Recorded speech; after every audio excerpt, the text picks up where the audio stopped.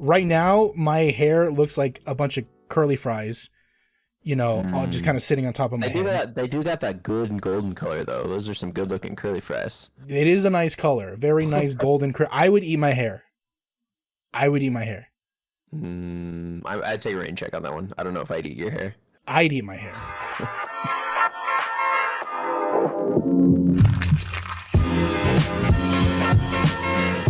Welcome, everybody. You're watching or listening to another episode of The Trash Guys. And the topic that we wanted to talk about tonight, gaming. Finally. Yeah, we're both gamers. We're both Twitch streamers who game on the regular on twitch.tv. And I'm surprised it took us a month and a half to actually have our first gaming episode. No, 6 episodes. I'm surprised it wasn't like episode 1 or something. That's what I thought, because I was sitting there thinking about like what we should talk about this week, and I was like, okay, we've done like movies, we've done like theme parks, music, food. We talked about a whole country. We talked about like collectibles, and I'm like, oh my god, we have not talked about gaming. We have not on this podcast run by two gamers. We have not had a gaming episode. So it just felt we are trash. We are trash. We're always late. We're always slacking, but we'll get there. And to give credit where credit is due, this was also a viewer recommendation, I believe, by Saltflake Alex was that's who you said, right? So thank you, Saltflake, for reminding us that we are gamers. We should probably talk about gaming. And to be a little bit more specific, we will be talking tonight about earlier gaming, not current gaming, kind of older games, older styles, kind of what got us into gaming. And kind of going from there, seeing where the night takes us. So, a baby's first game.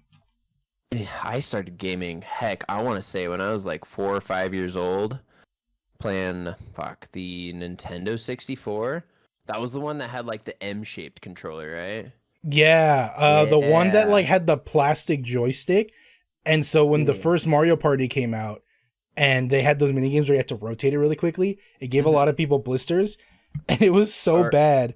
And it was always funny because if you were a real good gamer, you would use your hand. So you had it like right in the center of your fucking hand, just this big old holy blister, just getting that shit going. Yeah, but did you ever hear? I think Paddles brought it up when he was a guest, but the gloves that Nintendo sent out. No, what? What gloves? For this one. Okay, so like I said, because a lot of people complained that the Mario Party mini games were giving them blisters because they were rotating the plastic stick, Nintendo was like, okay, well, we'll send you gloves. If you fill out this form online, like we'll send you like a pair of gloves so that you can play Mario Party without getting blisters. And so a lot of people have a thing. Yeah. When I started, okay, so like obviously I played those games. Oh, hit my mic again. Obviously I played those games when I got like older, but when I started gaming on the Nintendo 64 at my uncle's place and everything like that when I was younger, I would play like those old games like Tarzan, Aladdin, like those like kid games where it's just like a platformer type thing. So I didn't have those issues, so I probably don't remember. And then by the time I got old enough, I was such a professional gamer at that time. I was kicking my whole family's butt at Mario Party. This is no big deal. Dude, the gamer dilemma of being like the only gamer in your family, you're like too good to game with anyone or to like play casually. That's like kind of what I'm at. Did you ever develop that skill for like those games where you'd have to click a button really fast, where you like just either vibrate your hand or you like slide your finger across the button really, really fast, like back and forth? I got better. I'm still not that good, but what I do is I'll grab like the controller and I'll kind of like move it up and down, and I'll keep my thumb in place because my muscles aren't that good, so I can't actually press down super quickly, but I can move large objects pretty quickly. I got a lot of experience moving things in my hand back and forth very quickly. So I just kind of move the controller, and then like that's kind of, sort of how I mash. Helps me out a little bit more. Here's my controller. Ooh, let's see what you got. I dead ass developed a unique skill that it's not unique. I'm sure other people can do it, but I can just straight up like vibrate my arm. What? So I'll literally just like put my finger here and I can just vibrate my freaking hand. Bro, and I'll hit high scores and shit. His hand's moving like a washing machine with a brick inside of it. It's vibrate my hand or my arm and it'll just fucking go. Like I just stiffen up my arm and it just kind of like vibrates, and it's this really weird thing. But it's a skill I developed strictly for Mario Party mini games. Jesus Christ, dude. I was like, that was some intense finger movement. I'm glad our audio listeners can't gamers. see that because we might have had to. I think this this podcast just went NC-17. No, not yet. Not the podcast, Not yet. just the video. Just a video. Spotify is safe. But yeah, right. what was like the first game that you played that you remember? Well, like I said, the first earliest game I can remember playing is the Tarzan game, where you're literally just sliding on the vines, kind of like the old school games, like Donkey Kong, Aladdin, Tarzan. Those very old school platformers. Yeah. They weren't really difficult, but like for a kid, it's super fun getting to play as like your Disney character hero or whatever. They had a lot of those games back then, and it was really cool. Those are what I remember playing into. And then it shifted into like racing games and honestly, the old school Harry Potter games filled with like a shit ton of puzzles and like I loved puzzle games and all that stuff. Me too. And dude, I love puzzle games. I'd say after that is probably when it started to shift into like Halo and Call of Duty. And then obviously you know where that went from there and just fell in love with shooters and couldn't stop, honestly. Couldn't stop. Fell in love with Xbox superior than PlayStation. I'll die on that hill. I'll die on that hill. We're talking about our origins as gamers. I don't know if we want to start up that debate. Open that can of worms today. Okay, I gotta bring the heat. Well, I'm gonna dial it back a little bit and talk about my gaming origins. The first game I ever played was a computer game. I didn't have any consoles at first growing up. I think I mentioned this before, but like when I wanted to play like Nintendo games, I'd either have to go to like my cousin's house and play it on their N64, or I would go to McDonald's all the time because they used to have those N64 consoles that you could play at like the play places or whatever. It was super cool. I loved going there just to play video games because at first I only had computer games. And the very first computer game that I remember playing was a game called Curious George Comes Home. I did a stream a couple months ago where I ran a virtual machine and ran Windows 98 because that was the operating system that my family first had. And that's where all my first games ever were. And so I played Curious George Comes Home. And it was basically just like a mindless point and click thing. You controlled Curious George. You could go to different parts. Like you could go to like the downtown city area. There was like a zoo you could visit. You could go to the park. And there were just like really basic activities, right? You could like organize shoes at the shoe store or like catch falling fruit at the fruit stand. You could click on the animals at the zoo and they would make like a noise. You could build like a little boat and have it like sail on the pond at the park. Very, very early basic, just kind of like, keep your attention for kids kind of games. This sounds like a Club Penguin Curious George thing, I'm not going to lie. Honestly, maybe you're not too far off. It might have been very similar to how Club Penguin, by the way. Me too. I think it might have been similar to how Club Penguin would eventually play like, but again, with a Curious George theme, and it was a very, very early like Windows 98 thing. Does anyone remember that back then when you wanted to play computer games, you had to change the resolution like manually before launching the game? I don't remember why, but a lot of computer games around the Windows 98 era would not work on whatever the native resolution is. You had to set it to a different resolution before the game would run. See, back then, the only thing I would ever play on the computer was like the pinball that came like installed on the computer and whatever like solitaire, like the card games. But other than that, during that era, I was a big GameCube gamer. Like I was playing Spyro, I was doing Mario Kart, I was doing all the shit on GameCube. So like during that time is what I was doing. And then I didn't get into PC gaming until after the probably Xbox 360 era. Probably after then is when I got into PC gaming, and my first PC games were like those Flash games, Albino, Black Sheep, King Armor games, like all those types of things that if you put in like the HTTPS, it would let you get past like the security on like school computers and stuff like that, so you could play it at school. I remember that. That was my first time PC gaming, and that's what got me into that. See, I think I'm a little bit older than you, right? I believe so. I don't. We're like the same age. Like it's a couple months off. Whoever's older. I think I'm a Like, little what year older. did you graduate high school? 2013. I graduated in 2013. Okay, so we're the same age. Never mind. So So what? it's not going to change. So okay, because you said your first like games were on like the GameCube, which was like early 2000s, and I'm talking about like My first games were on the N64 when I was like oh 5 years old at N64. my Okay, uncle's. yeah, the You were Tarzan. talking about the Windows 98 era. So Mm. during that era, I wasn't PC gaming. I was like Well, then no, GameCube that's what gaming. that's what confused me because the Windows 98 was 98. GameCube wouldn't come out for like another 3 years 4 years. afterwards. Three, Yeah, 4 years. Yeah, am I thinking of XP? Is that you're what thinking came of after Windows 98? XP. You're thinking of Windows Okay, XP. so I didn't even get involved with Windows 98. It was Windows Yeah. XP that I remember, like Pinball and Solitaire, and that's when I was GameCubing. So I hadn't even touched computers at the time of 98 I see. for gaming.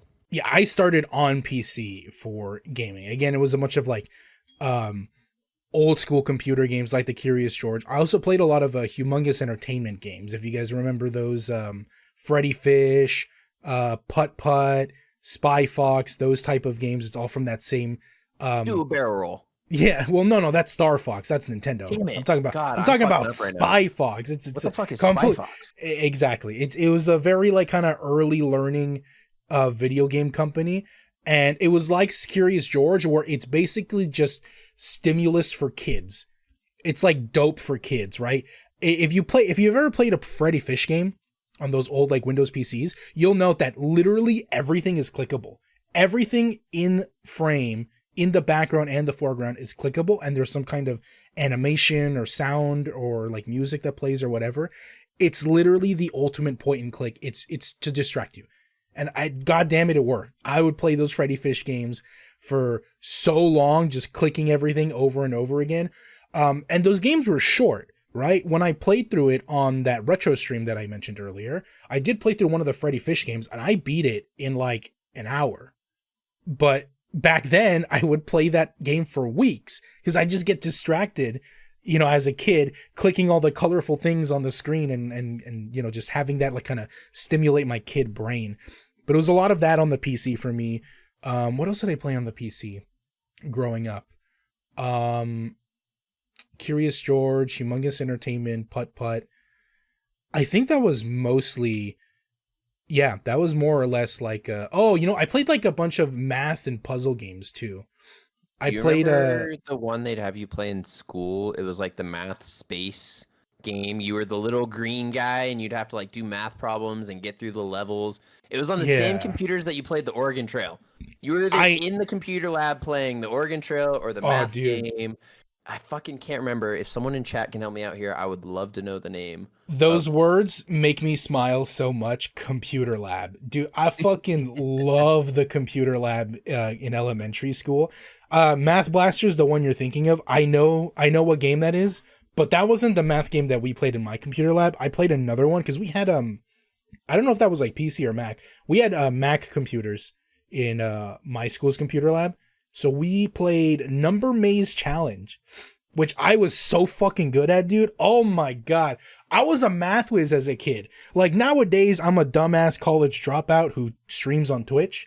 But back then, when I actually gave a shit about school, I was so good at math, dude. I was that kid that would finish first in did they ever make you do like timetables, like 100 like multiplication or adding problems? Today is our time or multiplication day, and they go 1 minute. See how many you can do. Yeah, and it's like you just have to go. I was like, oh, I was the kid that would like finish first in those multiplication like 100 times tables or whatever. I was so good, and so in the computer lab we had a game, Number Maze Challenge, where it was a maze, so you had to kind of navigate your way through the maze, but every time you came to a locked door in order to advance, you'd have to solve a series of math problems. And so me and this other kid, we would sit next to each other and we would race because we're so good at math. We would race to try and get as far in the game as possible. Because, you only get like, I don't know, like an hour, 30 minutes, I forgot. You only get a certain amount of time in the computer lab. You're not there all day. So we tried to get as far as we could each and every time. Because the computer lab wouldn't save profiles. So we had to restart fresh every single session. And so every time I went in, me and this kid would race each other and we'd get a little further and further and further. The and it was great. of having a Mac. See, our computer labs, you would have a school login And you would log in, and so like Math Blasters and all those games that they'd have you do, because they would almost be like homework assignments, but not really. It'd be like, all right, today your goal is to see like get 2 levels through or whatever, right? And so it was saved to our profiles. Like they had the individual saves on our profiles. Granted, it was a small school, so the computers didn't have to keep track of that many profiles. I think whatever computer I used, maybe 3 or 4 other kids used. But you use the same computer every time, right? Yes, we had okay, that assigned made computers. sense. Yep, we had assigned computers. We used our profiles to log in, and it would save it. And then the other thing that I remember we would do is those typing type games. I don't remember. I was gonna bring that up too. Race, or sometimes you type and it would like get rid of the block or whatever it was. I remember sitting there, and I can remember I was such a shitty typer, and I don't remember when I got better at typing, but I just remember that one day I was typing. This was like years ago, probably in high school, middle school, I don't know. But I was sitting there typing, and I had like an epiphany, or not even like an epiphany, but like a light bulb go off. That's like, you remember when you used to be shit at typing? And I was sitting there, I was like, when did I learn where the keys were? Because I remember sitting there like, wait, where's the X? Where's the C? Where's the, and like looking and trying to like, I was so bad at those games. So bad at the typing games. I don't know when I suddenly got good at typing, but I wish I would have gotten better sooner, because that is so handy for what I do now. Spend so much time on a computer. So I'm still a finger picker that has to look at where some of the keys are. Oh, I never got good. I did play those typing games, like you said. The one that I played that I remember was a game called Dance Mat Typing, and I think it was made by BBC, the British Broadcasting Channel, because all the characters they had English accents, they were British. But despite playing those games a lot as well in the computer lab, I never got good at typing. The whole point was to encourage you, to have like the home row and your fingers there and to type without it. But like, I don't know, dude. I just couldn't, I still can't wrap my head around it. People are telling me to get good, but it's just like, I don't know, man. Like, I don't know. I feel more, it's one of those things where I've been finger pecking for so long. I feel it would ruin my efficiency if I try to learn a new way.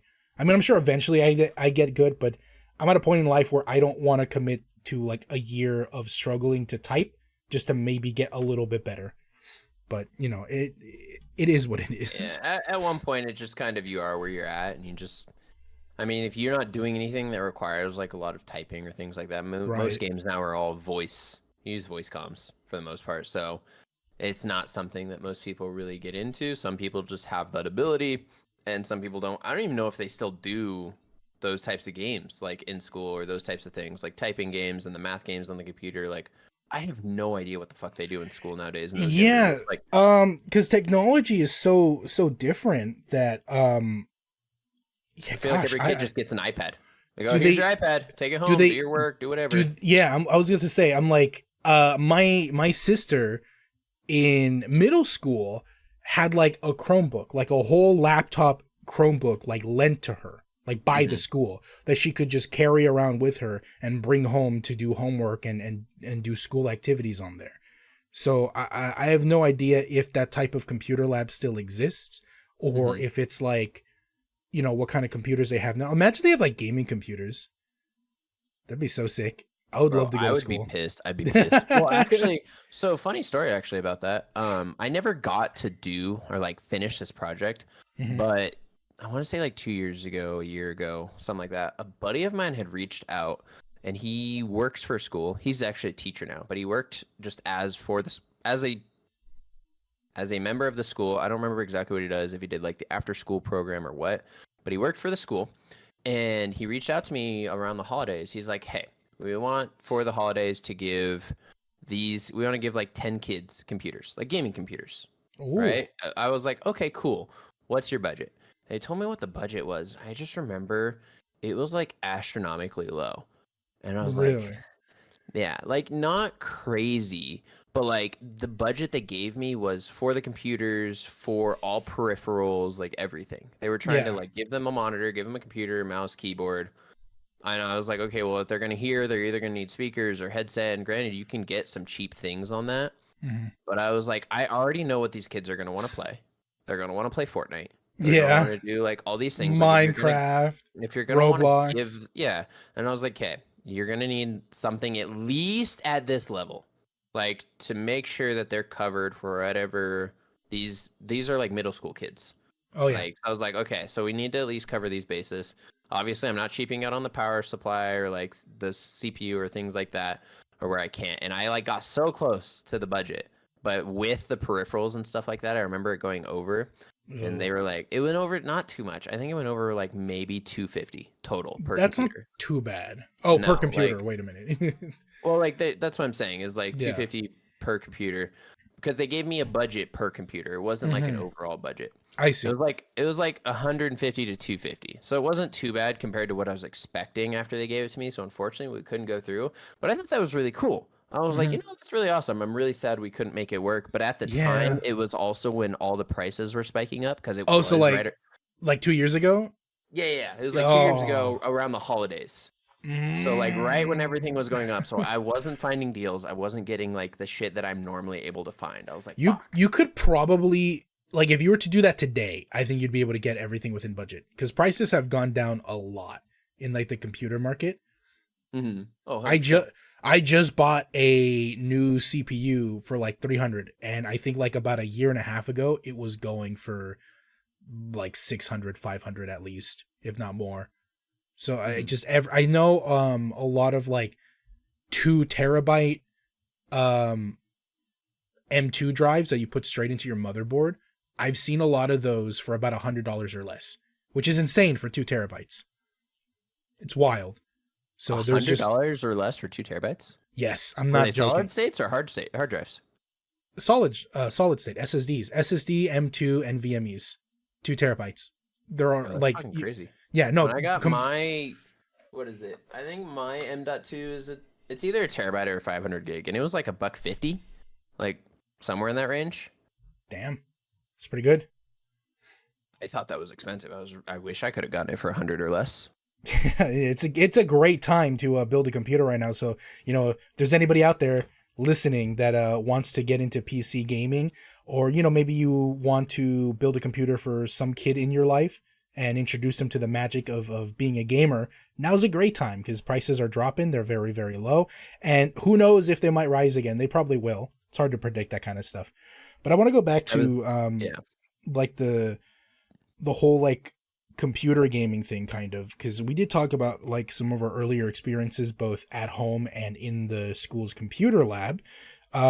So for a very long time, that was my only gaming experience, was on the PC. I didn't get a console until I want to say like the year 2000. I got an N64, which I know was literally right before the what do you call it, the GameCube. So I would always get my consoles when I was a kid kind of late into the life cycle, simply because my parents were immigrants and we grew up poor, and so when a gaming console is nearing its end of life, right, they tend to be cheaper. Because why would anyone buy an N64 when the GameCube is about to come out and everybody's saving for that? That was me. I was the family that bought an N64 right before the GameCube came out. But I played the shit out of the N64. See, I think had. Mhm. Sorry, I was just saying I had a PlayStation 1, a PlayStation 2, an Xbox 360, a GameCube, an Xbox Elite, I think it was called at the time, a PlayStation 3. I never got the PlayStation 4. I had the Xbox Series whatever. Like I had all of those consoles like throughout the years. I didn't start really getting into hardcore like PC gaming until I want to say like my second, maybe first year of college. So I was like, Jesus. I was like almost the exact opposite of you. Like 18, 19 is when I got PC gaming. And what I got into, so I had a laptop. This just before I graduated high school, I got into League of Legends. Oh So no. A couple months before graduating high school, I got into League of Legends, but my computer didn't run it the greatest. So I'd played League of Legends for a little bit on my laptop. And then what I started doing was renting, because if you're a computer science major, you could rent certain things from the campus for free. Right. So I would rent laptops that were higher quality, and I would download League. And you can only rent computers out for a week at a time. So I literally rent these laptops just so I could play League of Legends on them, download League on them for a week, return them, you can, when you return them, you can instantly rent out another one as long as you return it on time. So I'd turn that one in and rent out another one and then go do the same thing. And I would do that on a Damn. weekly basis until finally my friends built me like a little, we called it a Frankenstein build. It was like one Oh, of their old graphics cards, their old motherboard. They just pieced together old pieces that people had taken out and built me a computer. And I gamed on that for fucking years until I finally upgraded to what you yeah. see behind me. But yeah, The that's nice how I looking got PC. into it. League was my first big PC game, and then that's when I got into more shooters and started playing Call of Duty on Hmm. PC and all sorts of other shit. So So I I was like the started, exact opposite. yeah, because I started out on PC, and then when I got that N64 I mentioned a little earlier, that's when I became primarily like a console gamer. And I pretty much stuck to just Nintendo, because you said that you had like all it sounded like you got basically like every single system from like So the late my 90s my onwards. dad my dad at the time was a big PlayStation gamer because he loved to Hmm. play like God of War and like all those PlayStation exclusives. I like to play like Call of Duty and just the feeling that Xbox controllers had. Played Call of Duty and some other shooters and Halo obviously on Xbox. So we as a family had all those. Really, only the Xboxes and GameCubes and stuff were mine, and the PlayStations were my dad's. I just played on it. So like within the family, we had all these different consoles. Oh yeah, I definitely got my love for gaming from my dad as well, because he grew up on arcades. He's from Mexico, so he never actually had any home consoles himself. So what he would do is he'd go to the local arcade and play the games there. The classic style, you put in a quarter and you play as long as you stay alive.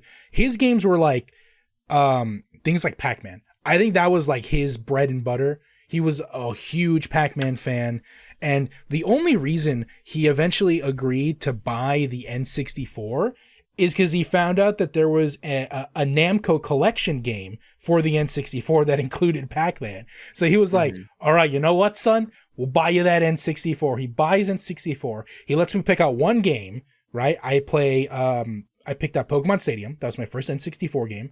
And then he buys himself the Pac-Man collection. And whenever I'm not playing it, he was the one playing it. He was playing on the N64, playing Pac-Man.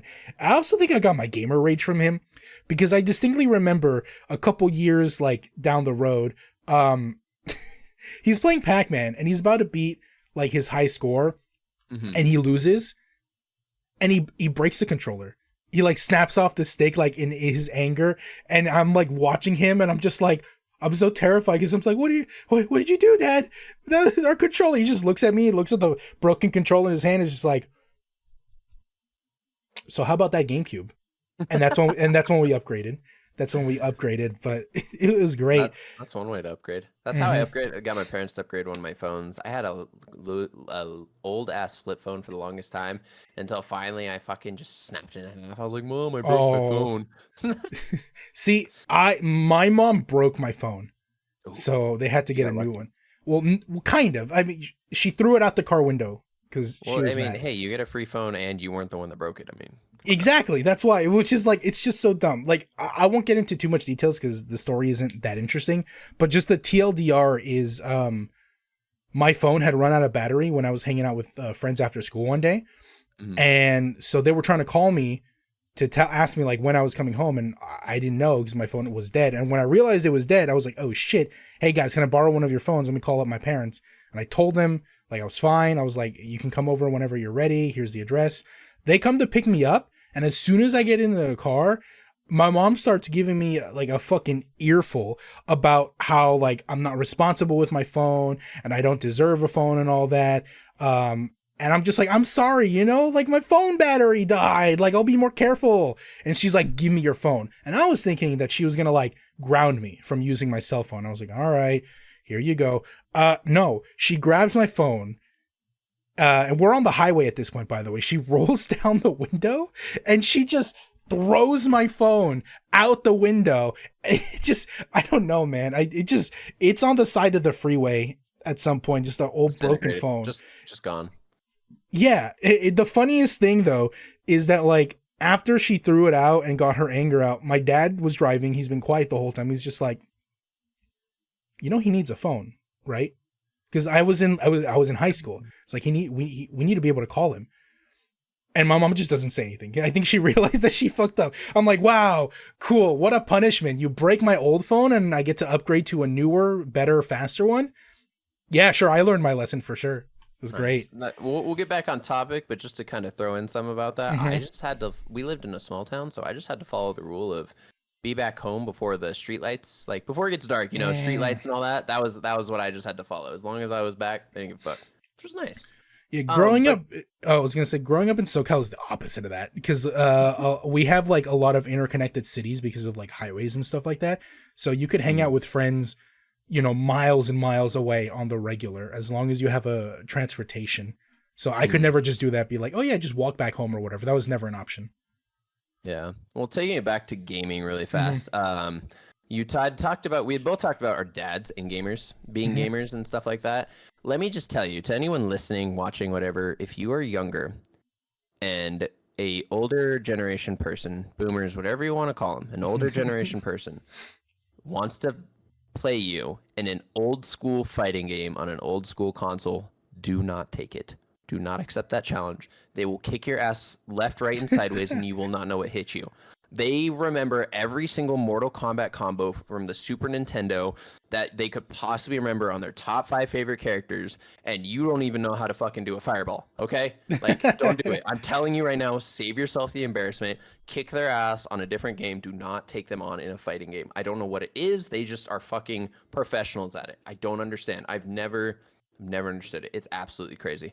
It's quarter circle A. Bro, there's... Quarter. Everybody knows that. It's quarter. You hold forward, quarter circle A, or whatever the action button in your fighting game is. That's how you throw a fireball. Everybody knows how to do that. I knew how to do that. Sir, I want you to go ahead, take that quarter circle A, and I want you to go ahead, go find an older guy that challenge him to Mortal Kombat on the Super Nintendo. Now, I never said I was good at fighting. I'm dog shit at fighting games, but I knew how to throw a fireball, and that's like basically it. God. They're gonna hit you with a slide attack, and you know those little combos. Like when you watch professional like Smash tournaments or fucking Street Fighter tournaments or anything like that, you get those guys doing the combos. They knock someone in the air, and then you just never hit the ground. They're just constantly hitting you and hitting you and hitting you and hitting you. Yeah, I want you to imagine that, but like 20,000 times over. I guarantee you, there are some dads that if they went to like a Street Fighter, Mortal Kombat, Super Smash Bros. Tournament, they would kick every professional's ass there. I don't give a fuck what kind of glove you got, how angled you hold your controller to sit there and do those combos. Someone's dad is going to beat your ass. They're just too old to join the tournament because there's age limits. I don't know what to tell you, okay? You're not that good. My dad can beat your dad. All right. 100%. My dad can beat your dad and you at the same time with one hand behind his back. I don't actually think I ever went directly head to head with my dad. Because like I said, his style was more like arcade games, right? He played a lot of Pac-Man. He played a lot of those like pole position type racers. He played he loved Galaga. That was another game he really liked. That I love Galaga. Yeah, it's fun. But that's what I mean. Like it's not like directly head to head competitive in any kind of way. It was more like I would watch him play and then I would take my turn.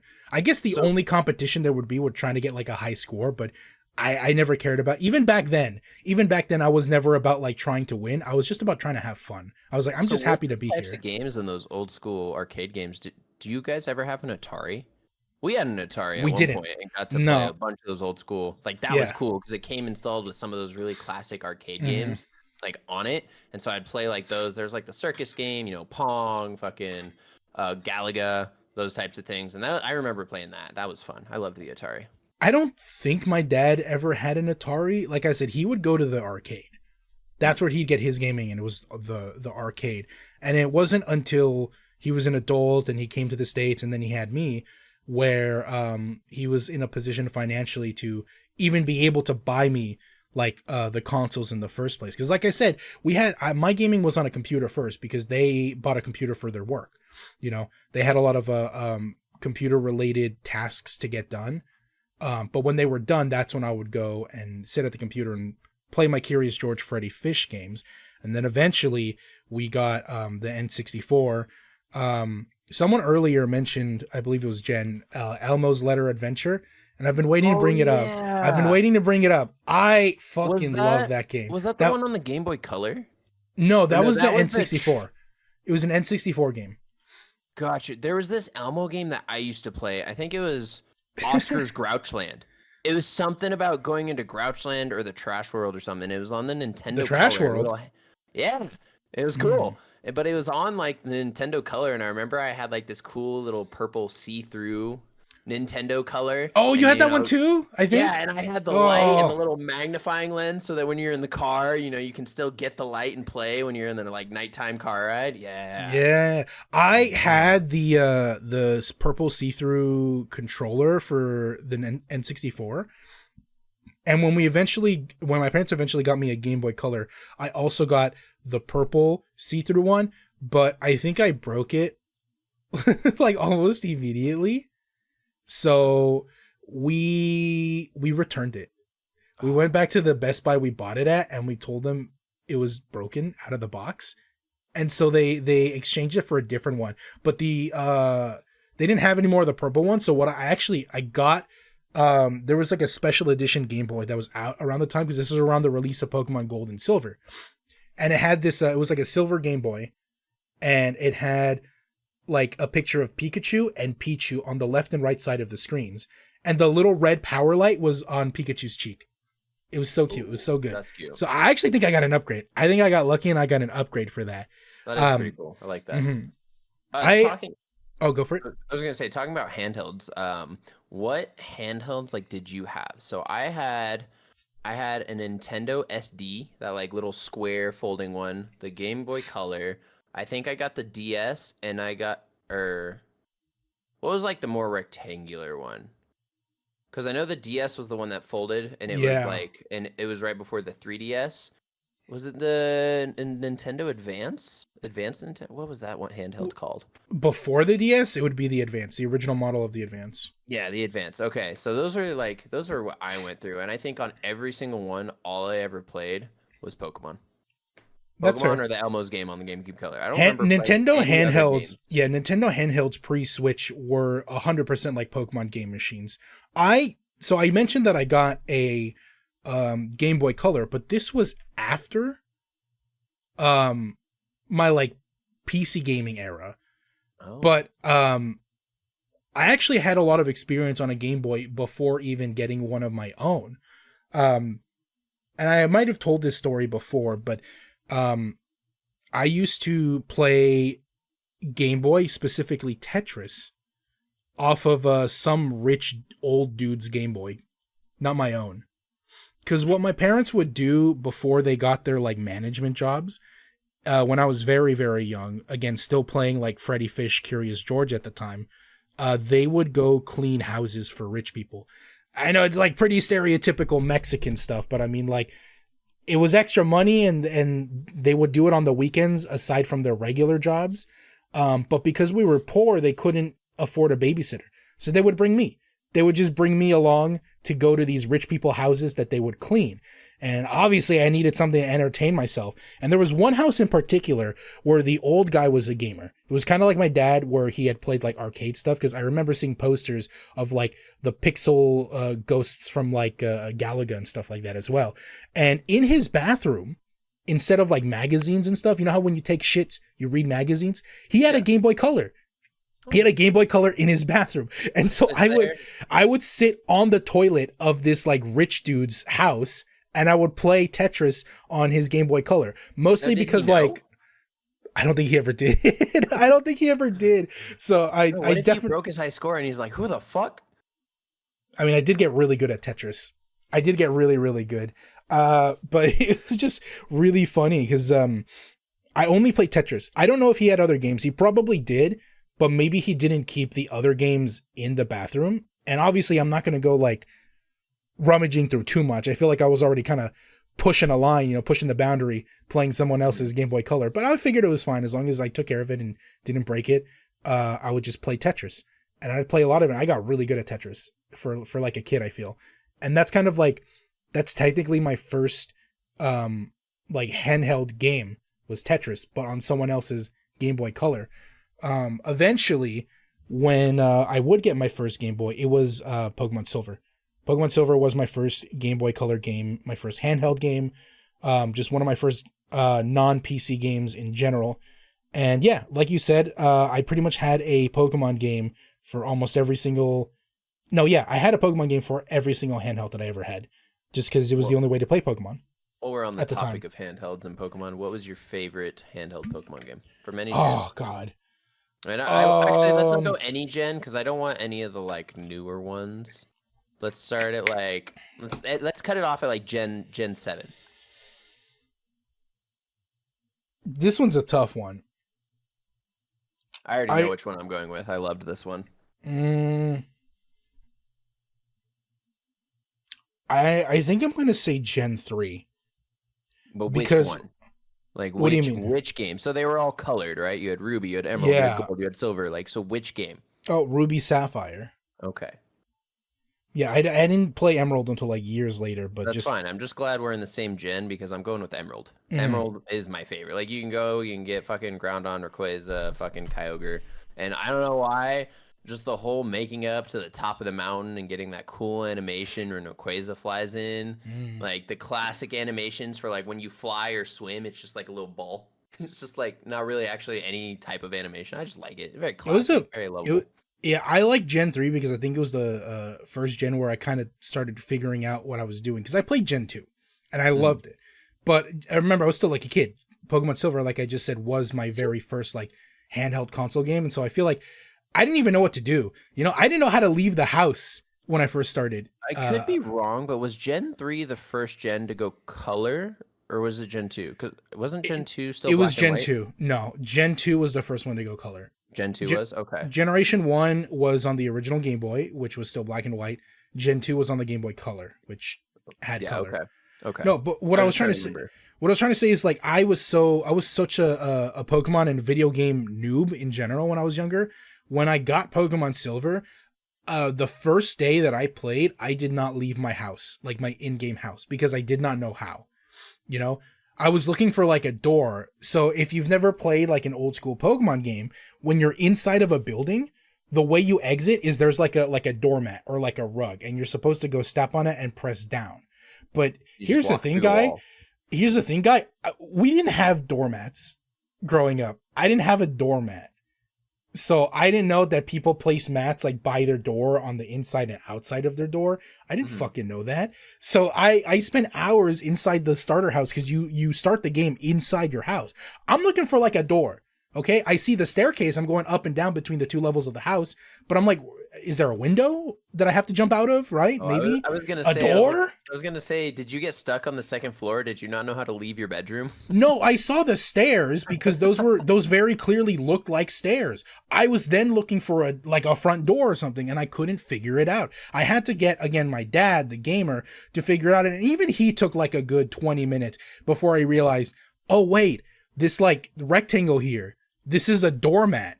You have to press down, and then he got out, and I was like, but like, again, I don't know. I feel like Pokemon back then wasn't very inclusive to poor kids that couldn't afford doormats. See, I remember struggling with like the issue of getting to a certain route or getting to a certain point, but you never found the certain ability you need. Cut, fucking strength, whatever the abilities were, fly, that you needed to progress in the story, right? And sometimes it was in a Pokeball, sometimes it was in a person you had to battle, sometimes it was in some random person you just had to talk to in a city that you just didn't talk to. And this was like before the days that I knew even about like YouTubing, like tutorials, or like even if that was a thing at the time. If we're talking like Gen 3, there's this little paper tree. It literally looks like a piece of paper and I can't get through it. And I can't go anywhere. I pulled out my map, I've gone everywhere. I don't know what to fucking do. And just being stuck for days. If we're talking pre-Gen 4, yeah, YouTube wasn't even a thing. If there were any kind of guides, they were not videos. It was like all text written guides. Oh yeah, you remember when you used to buy the like or like the Prima guides? Yeah, I bought the Zelda. I bought so many Zelda guides. I had a few of those. It would like break down the bosses for you. It would break down like little tips and tricks about the weapons, the enemies. Yeah, Prima guides. Remember, you'd have the big unfolding map and like a world map. Oh, I miss those books. I had that for Paper Mario, the one with like the unfolding map, the 1,000-Year Door. I think I also had a Prima guide for Ruby and Sapphire. I feel like I had one more, but I can't remember what it was for. I think it was just Diamond and Pearl. I think I got another Pokemon Prima guide the following gen. I think I only bought those guides for Zelda games. And I think one of my favorite Zelda games that I ended up getting that for, where I Yeah, used that guide the most, was Twilight Princess. that one I makes sense actually. loved Twilight Princess, but there was so much to that game between I, the like different dimensions and the dog and the different puzzles, and I was like, bro, give me this I guide, think give me this book. I wonder if the reason we struggled so much with like games, especially like you mentioned earlier, the Pokemon stuff, is because like we couldn't read. Because a lot of like the context you need to progress in games is, especially in a game like Pokemon or Zelda, is done through text. You know, there's Mhm. like an NPC that tells you something, or a sign you need to read, or like a gameplay tutorial that pops up. And if See, you can't read very well, like you're gonna struggle to figure out what to do as a kid. And I think that's why the guides, or the Prima guides at least, were so helpful, because they offered like a visual guide as well. There'd be like mhm. screenshots and stuff. It was See, great. my issue probably wasn't that I can't read. I'm just one of those impatient motherfuckers. I don't like standing there for conversations. I am like skip, skip, skip, skip, skip, skip. Cool, back to the Again, action. Fuck again, these people. kid brain. I think a lot of people as kids are pretty Oh, I impatient. still So I do that think shit. I still me do too. that shit. Me too. So I think a I combination of us being like impatient and unable to read at more than like a first grade level might mhm. have hindered our ability to make progress in some of those earlier games. Like, Because did you ever finish any of those, like, or like beat some of those earlier games when you were like, oh I yeah, don't I know, was one 8 of those years old? kids. I was one of those kids like from early like gaming. Like I Mm-hmm. would do this on like Spyro games and like all sorts of shit. I was that 100% kid. I would play a Mm. game until like I found as many secrets as I could. I did all the little side quests. I did fucking all that shit. I would try and do as much as I can. I would be that kid that's running into walls trying to find secret shit, or just axing walls or axing anything I could, trying to like find any secret, whatever I could. And then if I couldn't, after like so long, then I'd pull up like whatever guide I could find and be like, okay, there's this thing I can do. There's this little thing I could do. There's this hidden weapon I can find, you know? Like I loved 100% in games when I was a kid. I just didn't like listening to people talk or Yeah, little chat boxes. that's fair. I don't think I ever 100%ed games, but I did my best to like beat at least like the main part of it. I'm Mhm. still kind of like that today. You know, I'm not much of a completionist when it comes to games. I know right now I'm playing through the new Tears of the Kingdom Zelda game. I'm not gonna find all 900 plus Koroks or like fucking whatever. That's way too much. I think I'm gonna be fine with beating Ganon, and like that's good enough for me. Nice. But I I oh, was the sorry. same back. I was the same back then as a kid, where I would just beat like the main game, and like that's about it. I wouldn't do any of like the extra stuff or like the completionist thing. Trying to think back to another N64 game that I had, Lego Racers, if anyone remembers that one. Um, that one had like a really long main campaign mode that took me like a really long time to beat. But it was fun and I did beat it. And then there were like extra stuff afterwards. There was like challenge modes, like ghost times against the developers, you know, the typical racing features and stuff. I didn't do any of that. I just beat like the main, you know, Grand Prix circuits and whatnot, beat like the race bosses, and then that was it. I was like, cool, I played my game, I'm done with it. I think the only game I did like 100% as a kid was going back. This is the third time we bring it up now, but Elmo's Letter Adventure, because it was a educational game.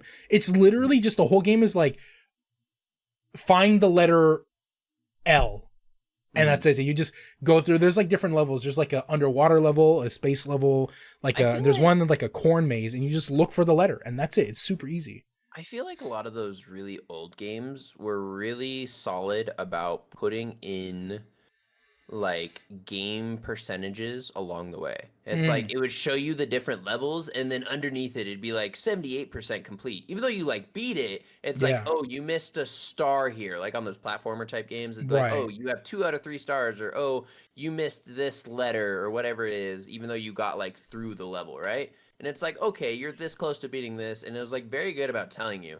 Now and then I remember like Xbox and PlayStation days, they had the trophy or achievements, right? So Achievements. on PlayStation, you get a platinum trophy for you completed every achievement. On Xbox, it would just give you that completionist achievement saying, like, oh, you got all of these things. And it was like, if you wanted to look, you had to kind of go all the way back to your what console menu, look at the Yeah. game, go to the achievements, like find all that shit. And I like the old school games and how they just kind of show you, Did like, you hey, do ever, this. like, speaking of Xbox, did you ever care about gamer score? Gamer score 100%. Okay, because I that wish was I could like check mine the up. I have thousands and oh god, thousands. because I feel like that was the main motivating factor towards like achievement hunting back in the Xbox 360 days. Because the more achievements you get, every achievement would have like a number value attached to it, and then that would add to your total gamer score, which on your profile adds up all your gamer score, all your achievements from every game you've ever played on that account. Hmm. And the completionist achievements for doing everything would give you the most. And it was like bragging rights, when you would meet people online, you'd show off your gamer score to show it was like a metric of like how much of a gamer you are. I'll be honest, I never really cared about that. So I got I just pulled up my Xbox, you my actually Xbox looked Game it up right Bar. now. Oh god. Yeah, yeah, because I have my Xbox account signed in. I mean, I got a computer with it. Why not? You never Oh know. I actually don't think this is much compared to what I thought I had, but I have 30,510 in achievement scores. yeah, I don't know how much like that would be. Well, to put in perspective, Assassin's Creed has a 1,500 like max achievement. If you get all the achievements, you get 1,500. Oh, so that's maybe the equivalent of about like what 20 games like completely completed. Something like that, yeah. Obviously here and there, but let's give you a Mhm. basic. Call of Duty Infinite Warfare has 1,750. Overwatch 2 has 2,575. let's 2,575 achievement score for let, Overwatch let 2. let's not bring up Overwatch 2. I was just confused on how it could have that much. That's so many. It's because there's like two achievements per hero, Like and The there's like Witcher 3 only has 2,000, and I feel like with open world games like that, there should be a lot more. Overwatch has like two achievements that you could get per hero, and there's like what 35 of them now, so that's at least at minimum what 70 achievements, and then there's a couple other achievements you can get that are like game mode or map dependent, and then just like general gameplay ones. So sorry, this one's a lot, so I just wanted to bring this one up. You know, the Elder Scrolls Online, right? Yeah, Not like Skyrim or no, the Oblivion or online anything. ESO, Online. yes, I'm familiar. Take a guess at how many achievement points you think that game has. 50,000. No, you're going way over the top. Don't go that Oh, crazy. okay. What about 20,000 then? Well, still less than 50, less than 10. 5,000. Okay, close. It's 6,050. That's a lot for one game. That is. I wasn't expecting 50,000. That was like when I was guessing that fucking the fuck was I guessing that I went way over the top a couple weeks Oh, ago. the it was on our collectibles episode, the Funko Pop, the amount of Funko Pops that they've Oh, made. You guessed like yeah. 500,000, and the actual answer was closer to like 20,000. Oh, I thought there was a lot. Okay. I It mean, seems to like be there's a fair, lot. I also guessed like 100K at that point, but we Yeah. both overshot it for sure. So yeah, that's my Xbox score, 30,000, which isn't that much. I thought I was closer to 100,000, but it's fine. It's fine. We're fine. I didn't It's get on fine. Xbox for a while because let's see. Like I said, I wasn't my family wasn't in an fortunate enough part or place where we could like get all the consoles. I was basically limited to just one, and then I would have to sell whatever console I had to kind of help my parents pay for the new one that I wanted. So after the N64, I did sell that to get the GameCube after my dad broke one of the controllers. And I entered my GameCube era of gaming, and that was really fun. I think my favorite game from that GameCube era, I mentioned it before, Paper Mario: The Thousand Year Door. Phenomenal game, and I've been so upset that Nintendo has not gone back to that type of Paper Mario game ever since. I've played some of the more modern Paper Marios, and they don't hit the same, and I'm so sad. See, I'm so sad because of it. I would say Paper Mario was one of my least favorite styles of Mario. Like I played that a little bit, and I just I don't know, I couldn't get into the feel of it. It just felt weird to me. Like Maybe you're just not like a turn-based RPG guy. yeah, I guess that's right. And I would that's say that's fair. a fair assumption because I played Final Fantasy as a kid. And Mhm. I just never stuck with it. Like the whole Yeah. idea of doing those types of games, especially in Final Fantasy, right? The enemy doesn't even get a health bar. You just have to Mhm. guess when they're going to go into a new phase or when they're going to start this type of attack pattern or when they're going to do this poison or this one-shot kill that's going to kill your entire team. And you just have to know that. And I'm like, I like information. I like being able to be mobile and be able to see what's going on, play with the information that I have, That's fair. That's fair. Yeah. Well, I mean, it wasn't just Paper Mario. I had a bunch of other great memories of games on the GameCube. I think GameCube was when I first really started, I guess, like collecting games in a way. Like I definitely had I think in the N64, I had only about 5 games. I had Pokemon Coliseum, Elmo's Letter Adventure, the Lego Racing one. My dad had the Namco arcade. I think that was it, actually. I think I had just those 4 games. Any other N64 games I played were on my cousin's consoles or at a McDonald's play place. GameCube, though, I had a lot more. On the GameCube, I also played the hell out of Smash Bros. Melee. Loved Smash Bros. I played... that GameCube was where I first got into Animal Crossing. I remember buying Animal Crossing because one of my cousins did, and I made my own little character on her GameCube, and I was like, this is kind of neat. And so my parents bought me my own version so that I could play at home, so I would stop like going to my cousin's house all the time, because we lived in like the same, I guess, like neighborhood. Mm-hmm. So I would just knock them home after school. I would go straight to her place so I could play Animal Crossing. So my parents were like, all right, fine, we'll just get you the same game so you come home, because I guess they were worried about me being out all the time. Yeah. Anyway, but yeah, Animal Crossing, and I played the hell out of that as well. So I remember putting in there were these cheat codes in Animal Crossing where you could get like 30,000 bells, which is the money in game. But they were like long ass codes. It was like 25 character codes. And it was like random. It was like capital X, exclamation point, ZY37, at symbol. Is this like the code you'd put in on the computer? No. GameCube, so how would you do capital X? GameCube. Or did it have you type in the code? You had a like a keyboard that would pop up in game that you would like. Okay. And when then you were saying code, I thought you were talking about like one of those secret codes where you like have to pull up your menu and then start button spamming. No. Be like, oh, here you go. Here's a shit ton of money. No, so what you would do is you would have to go to this character in the game called Tom Nook. He's like the store owner of the game. And there's an option where you can select it and be like, I have a code. And the way it's supposed to work is occasionally you'd get letters sent to your house in game that would contain these codes for bonuses and stuff, and it was really nice. But people found out that every single like item in the game had like a code assigned to it for like reasons, I guess. So they extracted the code for every single item, and you're like, you could just get whatever you want now. And one of the items was a bag of like 30,000 bells, which is the maximum at the time. So people would input this code over and over again just to it was basically an infinite money glitch. And you would just be able to like pay off your debt and I think the end game was like you get a statue of your character in the town. It was really funny. I remember spending hours just inputting that code.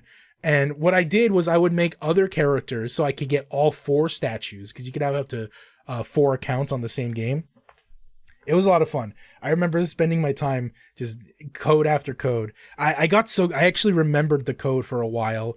And I could still, I don't think I can recite it anymore. It's been years, but at the time I definitely could, just offhand. And like I said, the codes are really strange. They're random, jumbled up. It's hard to remember, but I was able to do it. What are the games that I play on the GameCube? I was thinking about it, and I was like, I know I played a lot on the GameCube, but the only games I can really remember, like solidly playing, are a shit ton of Spyro, like you said, Super Smash Melee, Mario Kart Double Dash. Ooh. Loved that game. And I think I played a little bit of that Pokemon. It was like a camera-based game. You're in a fucking minecart, and you just take pictures. Pokemon Snap. That was on the N64. Man.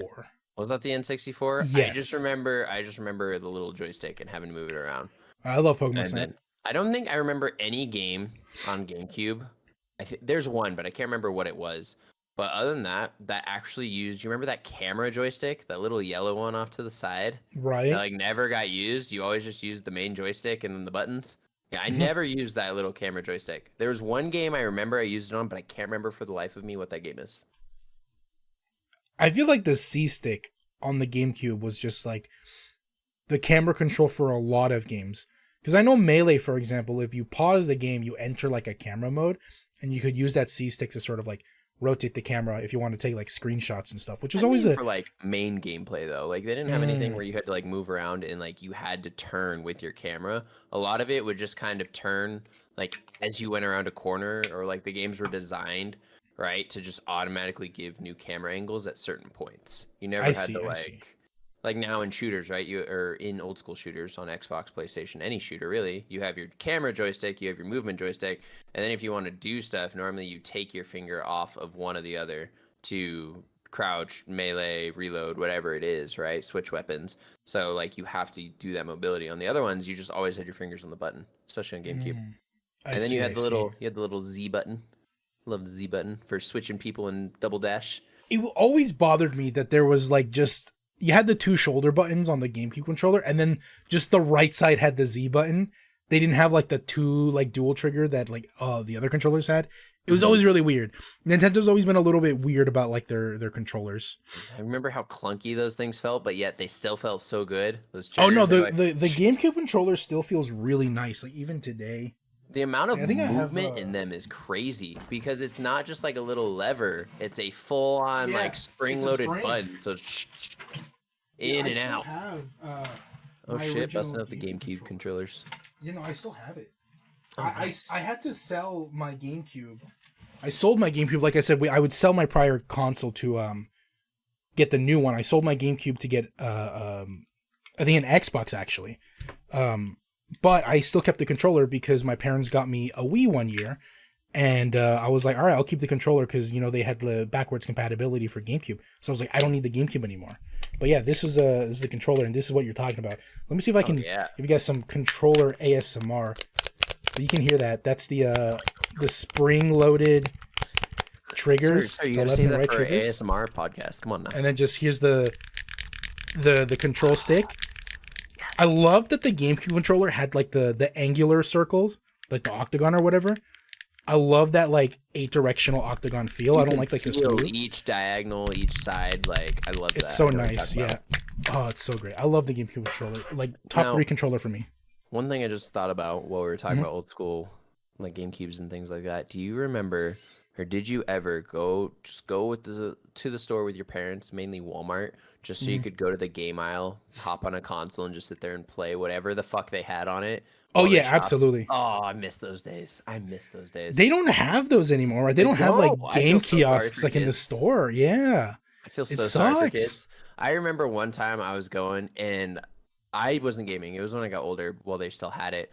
But these two boys were over there in the aisle and they were like, "Oh, you died. It's my turn." "No, it's my turn." And they're like arguing and things like that. And I just know it's because they don't have that like at home. Console at home. It's like they're like, this is their chance, and like, no, it's my turn. I was like, oh, I'm so sorry. I'm so sorry. No, see, I got really lucky because like, well, I don't want to say I got lucky, but I didn't have a younger sibling until like I was 8 years old, and you know they're still too young. So my sisters weren't old enough to really like start playing games. I would say up until I was like a teenager, like 14 or so. So for many years I got like all the games and all the game consoles to myself, and I was very, very grateful for that. After the GameCube, I got a Wii, and I know that normally I said that I would sell like a console to get the new one. I usually only have one console at a time. The Wii was a special case. I think it was the first and only time before I became an adult where my parents were able to get the console as it released. And that was also like a crazy story they told me.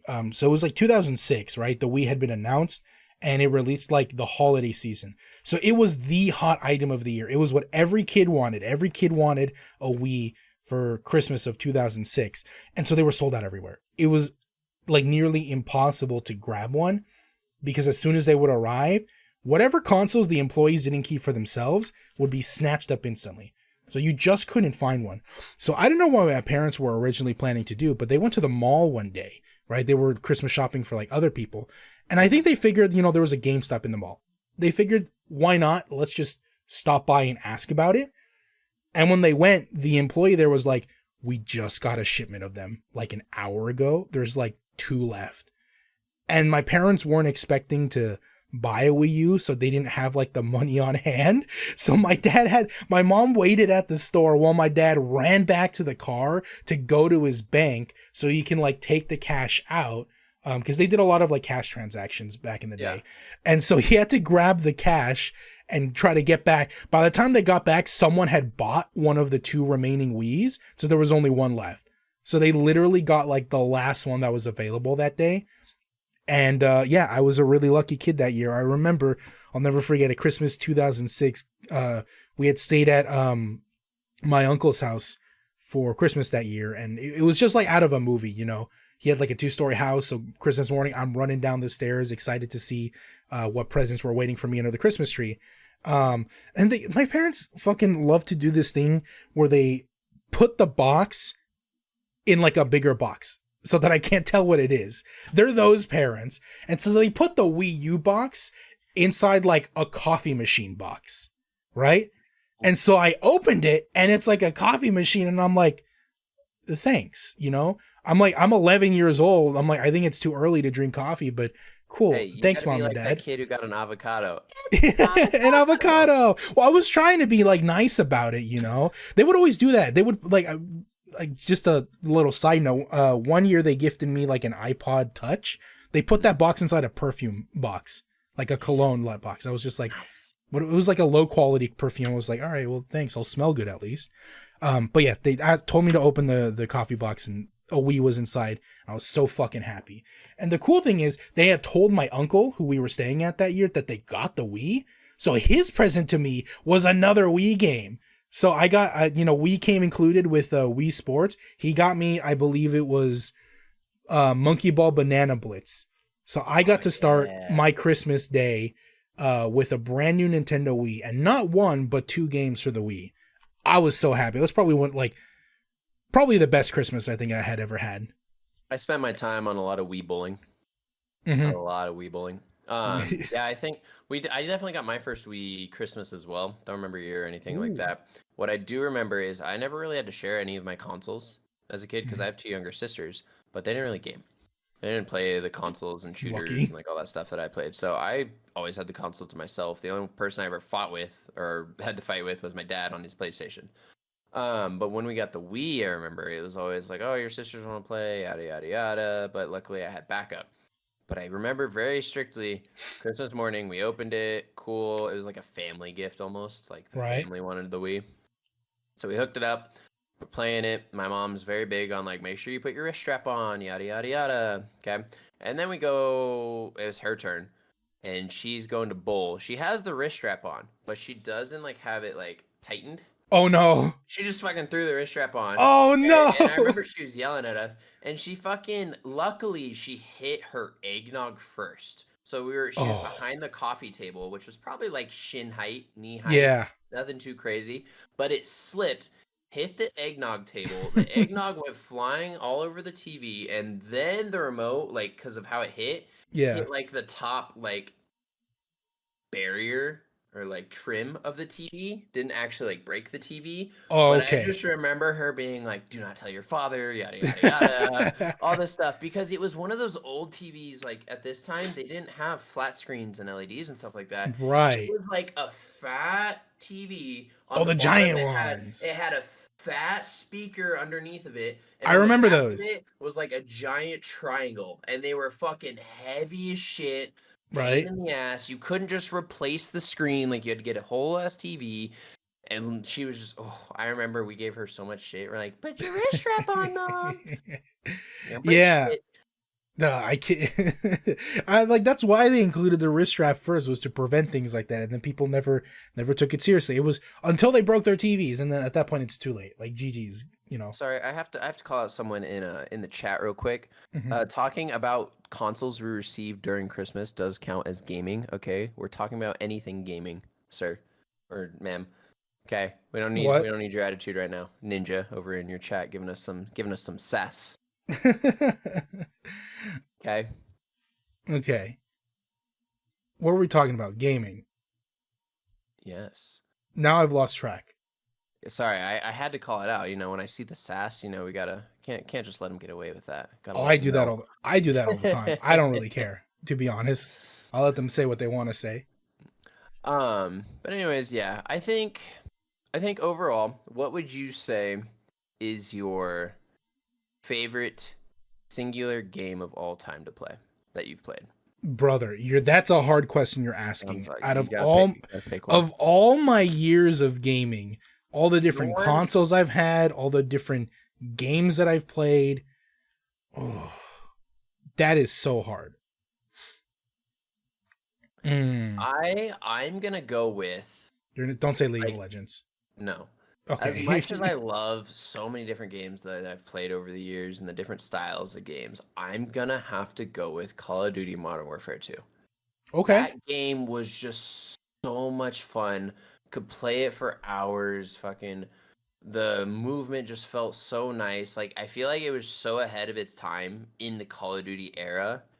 And then over the next years of Call of Duty, they just tried to take so many different mechanics away. They're like, oh, you can't do this anymore. You can't do this anymore. You can't do this anymore. And it started feeling more clunky and blocky. And I was just like, ah.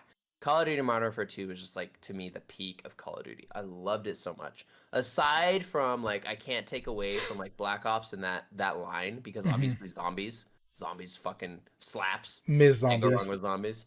But I still am gonna give it to Modern Warfare 2. I think that's one of my favorite games of all time. It's like I would still play that if I could right now. I mean, you're a very big like shooter game guy like Mm-hmm. nowadays, so I feel like that might have, had something to do, like kind of influence you to kind of continue and pursue that genre. So yeah, I agree with that. That sounds like a very you game to pick for your favorite game of all time. Problem is me, because I enjoy a lot of different types of games, a lot of genres. Your RPGs, your puzzles, your racing games, your party games, and all that. And so it's really hard to pick just one. I'm trying to think. I'm like, all right, what games in the past did I sink a lot of time into? What games are like a part of a series that I still enjoy today? Games that like, that generally just evoke a good memory of like the time that I was playing through them. And it's hard. I'm having a hard time narrowing it down to just one.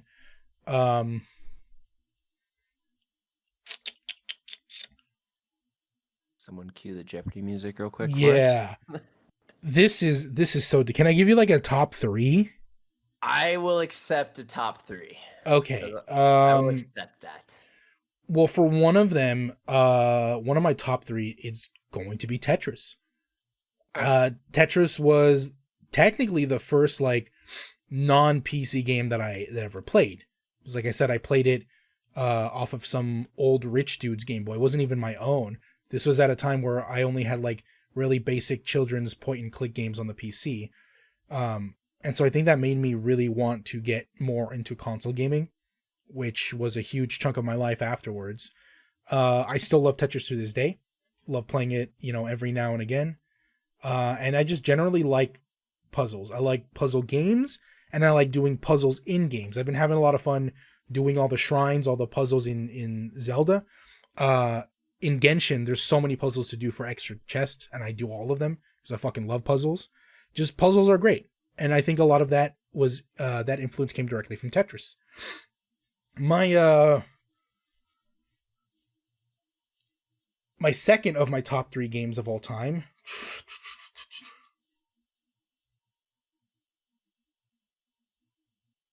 God, this is still really hard. Tell you what you think? I'll throw out another one of my favorites. Please do. I'm so indecisive. This is another one I would put in my top 3, different genre. But Legend of Zelda Wind Waker, I think, is by far one of my the favorite Zelda game I ever played. That one, if you want to talk about puzzles, that one had some nice puzzles. It did. Classic GameCube game. Fucking, I don't know if you've seen some of the speed runs that people do, but that game has so many funny ass bugs to like speed run and glitch from island to island. It's fucking crazy. But I love that game. Great Zelda game. Top tier right there. All right. I got my second game, and I think I know why I was struggling. It's because it's hard for me to talk about it now, but I can't ignore like the influence it had on me, and that's Overwatch. I think one of my other top 3 games is Overwatch. Not Overwatch 2. I'm talking about the original Overwatch back in like more current choice. I like. Yeah, in 2016. Because here's the thing. It's like it was like the game. Oh, hello, Nala. For our listeners, guy's cat just appeared on screen. Very cute, very cute. Love. Yeah, Overwatch is a big influence on me because the only shooters I had really played before Overwatch were Call of Duty. Like you, I played Modern Warfare 2, I played Black Ops, I played Black Ops 2, Modern Warfare 3. And usually like the only reason I even played Call of Duty was just to play with my friends and my cousins that also had those games. It wasn't because like I wanted to play them. I enjoyed shooters or those kinds of shooters, but like I said, aside from those 3 games, I didn't really play too many shooters. Overwatch was the first time where I was like, you know what? Let's try out this shooter. And like, because of that, I'm a lot more open to different kinds of shooters nowadays. Not only that, but it got me through a lot of like tough times in college because I was in college when it released. I actually remember the day Overwatch launched was the same day I got fired at a job of mine.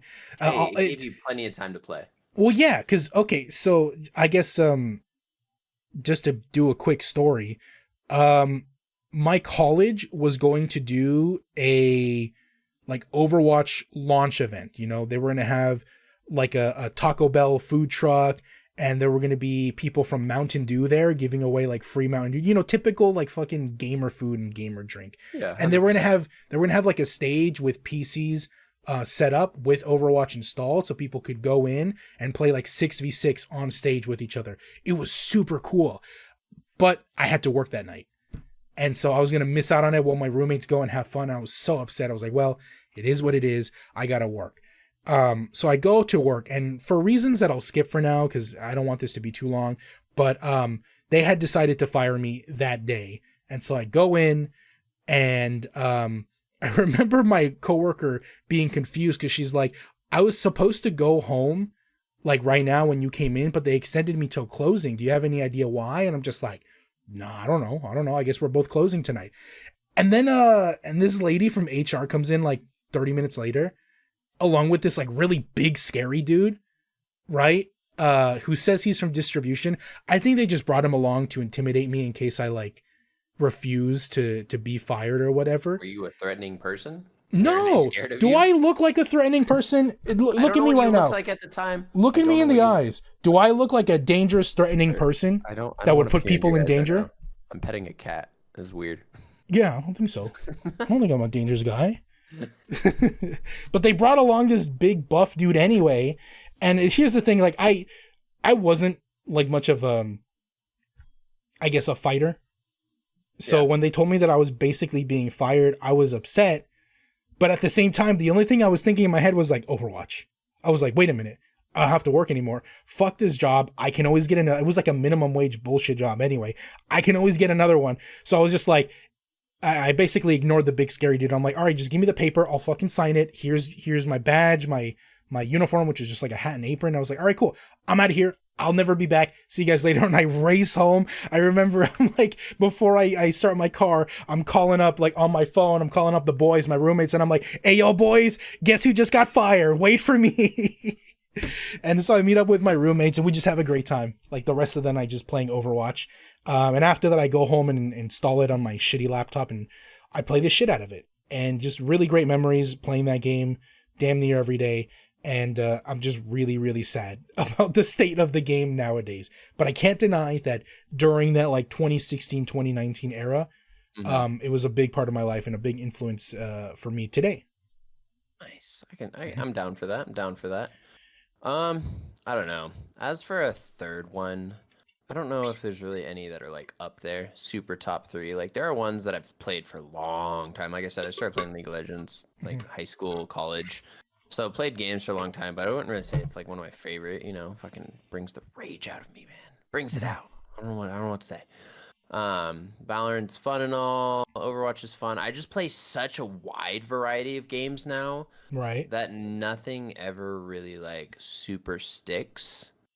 And so many games that I really enjoy were games that were super fun to play with like friends and stuff like that. But due to like as everyone grows up, like schedules change and you start playing them and they're not as fun like solo, right? So they kind of lose that like that same feel. So I don't even know if I have a top 3. I would say those 2 games I gave are like top 2, and then the rest That's are fair. just I have so many games that are just up there. I don't Yeah, think I can it's pick a hard, top right? 3. It's hard, Yeah. right? You wanted me to pick just one. But hey, I picked one, and I just gave another one to kind of like help you out.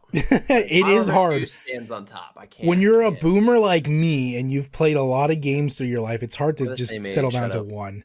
All right, all right. I'll give you my last of the top three. I Okay. really want to quickly just like shout out, games like Paper Mario: The Thousand Year Door, Genshin Impact, Breath of the Wild, Xenoblade Chronicles X specifically. Those are all RPGs, and that is a genre that I do enjoy. But the reason I enjoyed those was because I first played Pokemon, and I think I would be remiss if I didn't at least acknowledge the influence that Pokemon has had on my life. I'm a Hmm. little, I don't say concerned. I'm a little wary of the direction Pokemon was heading in. I think Scarlet Violet was a good change compared to like Sword and Shield, but it's still not quite where I think the series should be. That being said, growing up, Pokemon was a huge part of my life. And so specifically, if I had to pick one, I know I said Gen 3 was my favorite gen, but Pokemon Silver, Generation 2, that was my first Pokemon game. That was my first non-PC game that I ever played. Hmm. The one where I got stuck in the house. But I mean, after I figured out how to leave my house, yeah, I played that game to completion at like 6 years old. I didn't know how to read. I just sunk hours into running around, fighting Pokemon, fighting trainers, and pressing A everywhere. But at like 7 or 8, I did eventually get to Red, and I beat him. And it was Nice. like my first major accomplishment in the game. I think the first real game that I like completed. And I think that was like, because before I had played mostly, just PC games, just fun, entertainment, very, childlike normie shit. Hmm. Pokemon Silver was the first one where I was like, I'm gaming. I'm a gamer. Like, this is it. And I've stuck with this series ever since, through thick and thin, through all the highs and the, as of late, very many, many lows. But, I mean, as much as I complain about Pokemon, I'm still going to buy the next installment. As long as it's not like, Let's Go Eevee. I I hated I those. know I did your not like that community format. is especially big on like Nintendo and Pokemon and shit like that, but I'll be Yeah, honest, as much as I love Pokemon, I stopped enjoying it after Diamond and Pearl, that's Palkia and fair. Dialga. Like, I don't know, the Pokemon just started seeming like way off brand to me and like too tryhardy in their designs, and I was You just would like, love Gen yeah. 5. Gen I was 5 like, is still really, really good. Black and white, it's still really, really good. I was doing mm, a Nuzlocke that I've had to postpone, but I will pick that up again later. But I'm doing a Nuzlocke of Pokemon Black, which is Gen 5, and it's still really good. It still holds up. I think it's probably um of the pre 3D era, probably the games that hold up the best. okay, I like it. I like it. I think I played, maybe not played. I think I watched a little bit, like videos and stuff on black and white. It didn't look too bad. I liked the graphics. It looked decent for the time it came out. I think Hmm. at that point though, I was just so over. Like, you know how some people fell out of Call of Duty because it's like, oh, it's the same thing over and over and Yeah, over. and I that's think yeah. No, I that's get kind of that. what happened with me for Pokemon, especially because around that time I stopped being on handheld so much, and I I see. got more into consoles and PCs and like all that stuff. So it kind Yeah, of just the time, the transitions. I think I stuck with Pokemon and like Nintendo a lot because, like I said, I wasn't fortunate enough to have multiple consoles. Most of the time, I had like a Game Boy Color, then an N64, then a GameCube, and then a Wii. And I Hmm. didn't get a non Nintendo console. Like I said, the Wii was a gift from my parents. I didn't have to sell my old console to pay for that. So since I had the Wii for Christmas, I was like, you know what? I don't need the GameCube anymore. The Wii has backwards compatibility. I can sell my GameCube and then buy another console. And I finally did buy an Xbox 360 to, like I said earlier, play Call of Duty with my friends and my cousins. But even then, that Xbox 360 still the only non-Nintendo console I ever had. After the Wii, when I moved out for college, I got a Wii U, and then later on when the Switch released, I bought that as well. But around like I would say like maybe a year after getting the Switch is when I finally decided to build my first PC.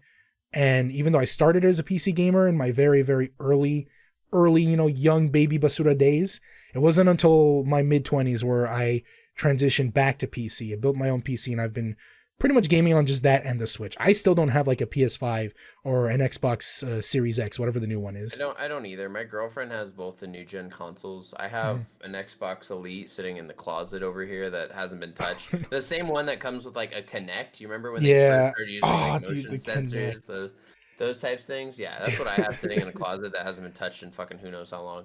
Dude, the Kinect. I remember when like both PlayStation and Xbox were trying to capitalize on the Wii's popularity of motion gaming, and I feel like they both did a very bad job.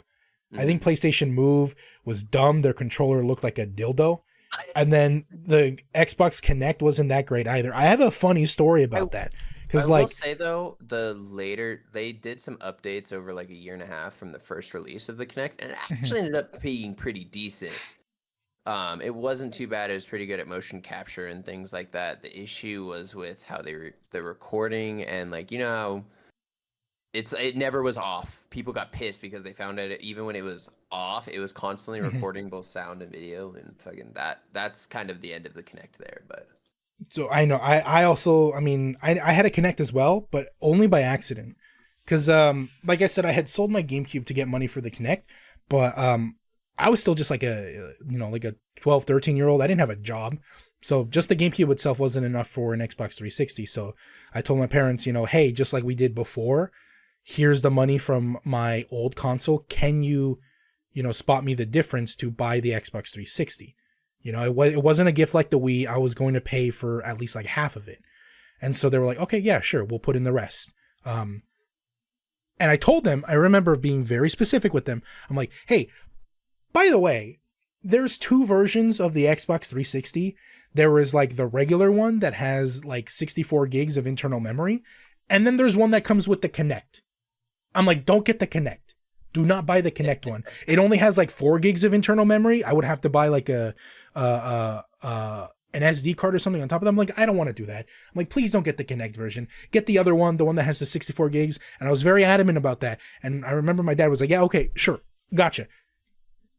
Guy, they bought me the Kinect version. Why don't you just take it back and exchange it? Because like, with the Game Boy Color. I know, but it wasn't like broken. It was just the wrong version. And like, I don't want to trouble my parents because they were still paying for part of it at least. And so I don't know. I was just like, well, I guess I have a Kinect now. And I never really used it much. I think the most I used it for was we got a game. It was like a Disneyland game. It was basically just like you could use the Kinect to pretend like you were walking through Disneyland. And like that was it. Like that was the game. I think there were like mini games hidden around if you found like Disney characters like Mickey, Goofy, Donald. But that was it. It was such a bare bones game. It was kind of cool. It was like VR before VR was a thing, just pretending to walk through Disneyland. But it wasn't much of a game. And I feel like I had wasted my money getting that for my sister and I, because we got like, I don't know, 3 days of enjoyment out of it. And then that was it. And I don't think I ever bought another Kinect thing ever. My Kinect just sat there and just rotted for all eternity. The funny thing is, years later, I would eventually sell my Xbox 360, right? I sold the console, I sold the controller, and I sold my whole library of games. The guy who came to pick it up to buy everything, he was inspecting everything, and after he was done, I was like, cool, I'll take all of that. He didn't want the Kinect. I told him, I'm like, do you want the Kinect? He's just like, no, I'm fine with this. I'm just like, I'm not charging you for it. Like, it's free. Like, you already gave me the money. You can just take it. You can just have it. No, thanks. I'm good. So he took everything. He took my console, my controller, my games. He didn't take it. He paid for it. But like, I was offering him a free Kinect and he didn't want it. He didn't want a free Kinect. That's how much it sucked. That's how much the Kinect sucked. They went extinct. Yeah, I eventually, I think I took it to a GameStop and I got like $8 for it or something like that. But it was just like, I literally just wanted it out of my house because I had no use for it. I wasn't using it at all, even before I sold my console. It was just sitting there, it was just rotting. It was just dumb. I hate the Kinect. It was very, very, very dumb. Nice. Well, speaking of wanting out, I think we have about reached our time for this podcast tonight. It was is that it? Damn. Though. Yeah, I mean we're at almost an hour 20. We gotta We were start getting those gaming, that's hours, why. or they're gonna. Yeah, we gotta start hitting those hour marks, or we're gonna start killing those uploads. You know. That's true. Speaking of which, chats, we do Mhm. officially have both Spotify and YouTube up. Well, you guys heard it here. You can catch us both live tomorrow night, depending on what you wanna see, and we will catch you guys next week if we don't see you in our streams. All right. Everything Yeah. will go live Friday on Spotify and YouTube. And you guys True, have a true, great rest of true. your night. All right. Of course. Take care, everybody. Goodbye. Bye bye.